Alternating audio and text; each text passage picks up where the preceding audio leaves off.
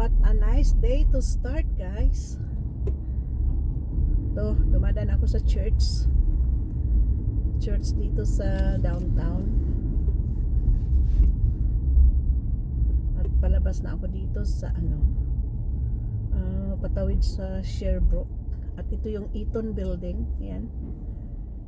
Ito na lang ang natitira ditong mall na malaki. Kasi yung mga yung Labay nagsara na. Yun sana ang magandang shoppingan ng mga branded, tapos mga magagandang damit nagsara na. Tapos soon yung Walmart sa Coordinates Plaza magsasara na rin sa June 28 ba yun or June 20, basta sa June 24, not sure of the date. Magsasara na rin. Sayang nga lang kasi mura din ang bilihin sa Walmart. Kayang-kaya ng mga low income na mga family kasi nga nagbababa sila ng presyo palagi. Mga bilihin nila affordable pero isasara na nila. So ang natitirang Walmart dito ay yung na lang sa Dicari at yung I think dito sa downtown merong Walmart. I don't know kung may Walmart dito. Sa South Shore meron. So yung mga medyo maliliit na nagre-renta sila ng building nila, sinasara na yata nila. Kasi nagre-rent lang sila sa Coordinates eh. Pero yung sa Dicari, yung sa South Shore is sarili nila yung building, talagang buong building occupied nila. So pwedeng pag-aari nila yun. Kaya yan. Mawawala ng trabaho yung mga nagtatrabaho doon, kawawa naman. Sa bagay, pwede silang kumuha ng employment insurance habang naghahanap ng ibang trabaho. Meron sa kanila, merong magsusupport,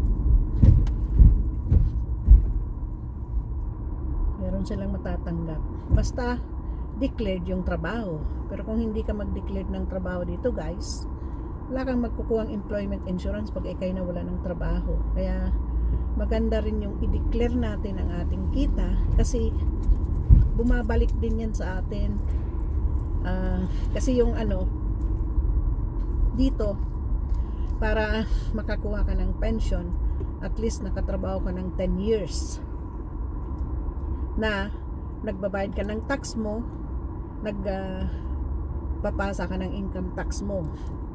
Pero pag wala kang trabaho, mag-apply ka ng pension, pwedeng mabigyan ka pero at the end sisingilin ka rin kasi merong mga ganyan ditong Pilipino. In-apply ng pension yung mga magulang na napunta dito na hindi naman nagtrabaho. Tumatanggap sila tapos ngayon binabayaran nila. Siningil sila ng government kasi pandarayan naman yun. Alam mong walang contribution tapos mag-apply ka ng pension.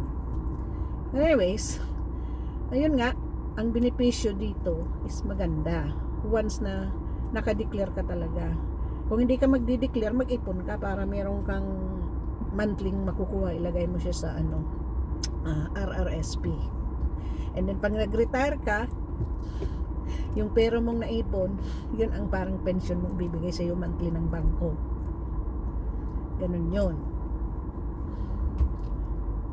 At the age of 60, meron ka ng makukuha ditong provincial pension na tinatawag.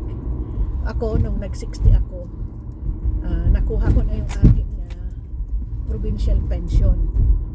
Siya, tumataas siya every year kasi nagtatrabaho pa ako, diba? So hanggat hindi pa ako mag-65, pag nag-65 pala ako, makukuha ko na rin yung federal pension ko. So magiging dalawa yung pension ko at yun yung benefits na makukuha ko after sa contribution ko ng mga sa contribution kong ginawa habang ako'y nagtatrabaho. So ang aking sahod, kinakaltasan yun ng contribution. Ang hindi ko lang nagamit is yung tulad ng mga nanganganak, maternity leave, yun. Tapos yung mga EI na sila sa trabaho, yun ang hindi ko nagamit kasi hindi naman ako nalili-off. Dirt yung trabaho ko. Kaya hindi ko rin siya nagamit. Kasi dito ang benefits ng mga nagtatrabaho, yung parental leave na kumbaga pag nanganak, ganoon. may allowed kayong ilang weeks na o ilang buwan na ano.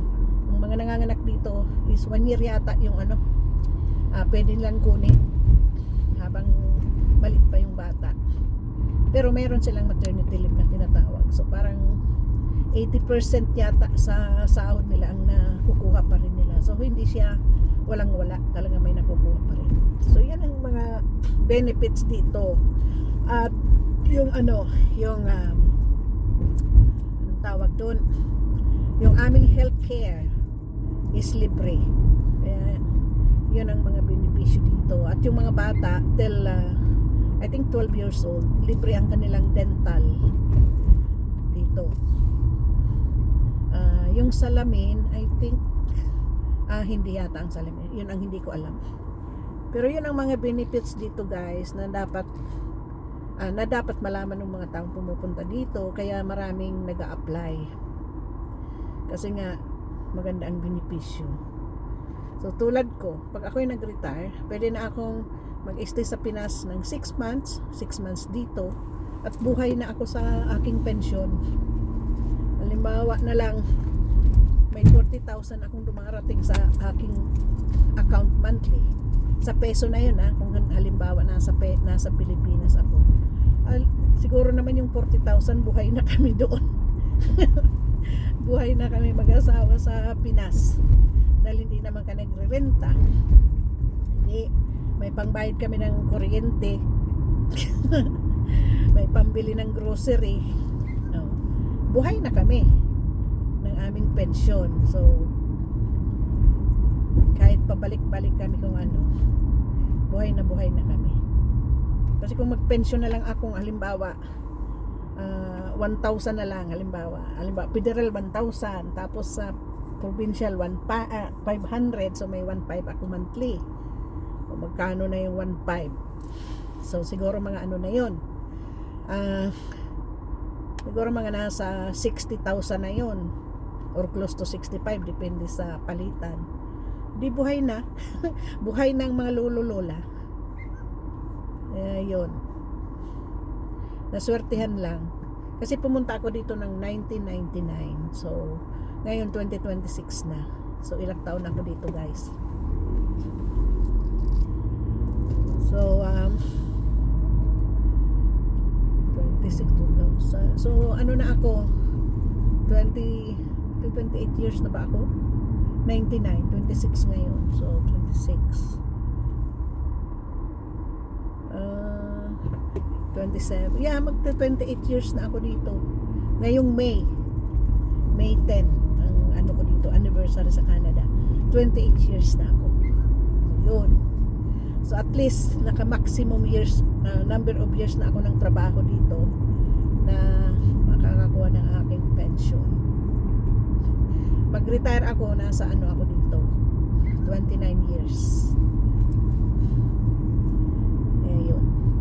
But kung hindi ka pa magre-retire, nagtatrabaho ka, patuloy yung contribution mo sa government, tumataas ang pension guys. So yun lang ang aking na-explain sa inyo habang nagda-drive kung ano ang ating benefits dito sa Canada.